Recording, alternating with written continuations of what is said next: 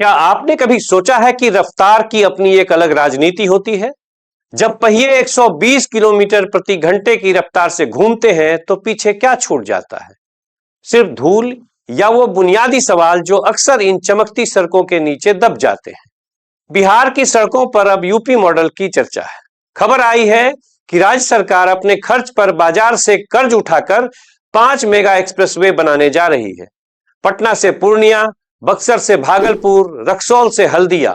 सुनने में किसी सपने जैसा लगता है। सपना जहां दूरियां सिमट जाएंगी और बिहार की मिट्टी में पैदा हुआ मखाना या आम चंद घंटों में देश की बड़ी मंडियों तक पहुंच जाएगा और शायद विदेशों तक भी।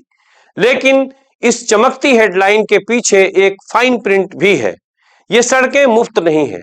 ये सड़कें कर्ज और टोल के उस चक्रव्यूह से निकलेंगी जिसे हम साझेदारी या पीपीपी मॉडल कहते हैं। फायदा यह है कि 2030 तक बिहार की सूरत बदल सकती है अगर वाकई इस पर गंभीरता से काम हो। चुनौती यह है कि क्या बिहार की नौकरशाही और जमीन अधिग्रहण की पेचीदगियां उस रफ्तार का साथ दे पाएंगी जिसका वादा सरकार कर रही है। आज बात इसी रफ्तार के भूगोल और इसके पीछे छिपे गणित की करेंगे। नमस्कार, मैं हूं राजेश रंजन और आप देख रहे हैं द न्यूज स्कैन। पहले बात उन फायदों की जो कागजों पर बहुत सुनहरे दिखते हैं और अगर धरातल पर उतरे तो वाकई बिहार की किस्मत बदल सकते हैं। अभी पटना से पूर्णिया या बक्सर से भागलपुर जाने में 8 से 10 घंटे लगते हैं। एक्सप्रेसवे बनने के बाद यह सफर महज 4 से 5 घंटे का रह जाएगा। सोचिए, आपकी जिंदगी के 4 से 5 घंटे जो धूल और जाम में बर्बाद होते थे अब आपके काम आ सकेंगे।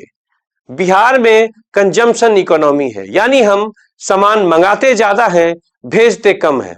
लेकिन रक्सौल, हल्दिया और वाराणसी, कोलकाता जैसे रूट हमारे किसानों को सीधे बंदरगाहों से जोड़ देंगे। किसान का अनाज और व्यापारी का उत्पाद अब ग्लोबल हो सकेगा। सरकार का दावा है कि इन सड़कों के किनारे इंडस्ट्रियल क्लस्टर बनेंगे। जहां सड़क पहुंचती है वहां बिजली और उद्योग भी पहुंचते हैं। अगर यहां फैक्ट्रियां लगी तो बिहार के युवाओं को लुधियाना या सूरत जाने की जरूरत नहीं पड़ेगी। जिन गांवों से ये 6 या 8 लेन की सड़कें गुजरेंगी वहां की जमीनों की कीमतें आसमान छू जाएंगी।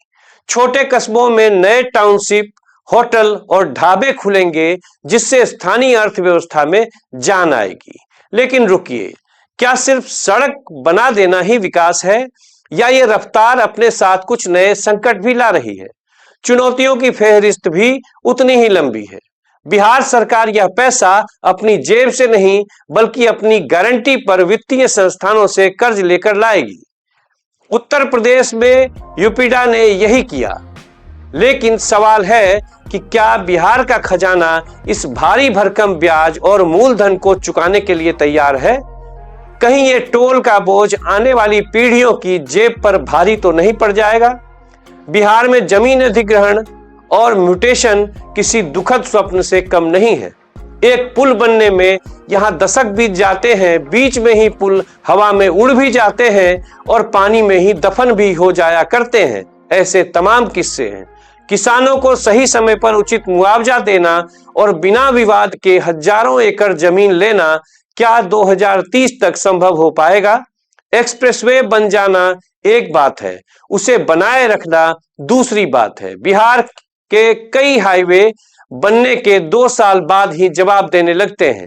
क्या ये एक्सप्रेसवे भी उसी ठेकेदारी कल्चर की भेंट चढ़ेंगे या वाकई हमें अंतरराष्ट्रीय स्तर की गुणवत्ता मिल सकेगी? एक्सप्रेसवे तो 120 की स्पीड देगा, लेकिन उस तक पहुंचाने वाली तमाम संपर्क सड़कें आज भी वैसी ही हैं जिन हाल में 20 साल पहले हुआ करती थी। अगर आप एक्सप्रेसवे तक पहुंचने के लिए ही 2 घंटे जाम में फंसे रहे तो उस रफ्तार का क्या मतलब? विकास की हेडलाइन चमकती बहुत है। 2030 का लक्ष्य रखा गया है। चुनाव आएंगे, फिर से वादे किए जाएंगे और फीते भी कटेंगे। लेकिन आम आदमी को यह समझना होगा कि एक्सप्रेसवे सिर्फ एक सड़क नहीं, वह एक आर्थिक जिम्मेदारी है जिसे उसे टोल के रूप में चुकाना है। नीतीश कुमार की सरकार ने यूपी मॉडल की बात तो कर दी है, लेकिन बिहार की नौकरशाही को भी अपनी रफ्तार एक्सप्रेसवे जैसी ही करनी होगी। वरना सपने तो हम सालों से देखते रहे हैं, बस उसके नाम बदलते ही रहते हैं। नमस्कार, मैं हूं राजेश रंजन और आप देख रहे थे द न्यूज स्कैन। अगर आपको लगता है कि यहां आपके मुद्दे और आपके सरोकार की बात होती है तो हमारे चैनल को लाइक करें, सब्सक्राइब जरूर कर लें। जल्द मिलते हैं एक और मुद्दे के साथ। धन्यवाद।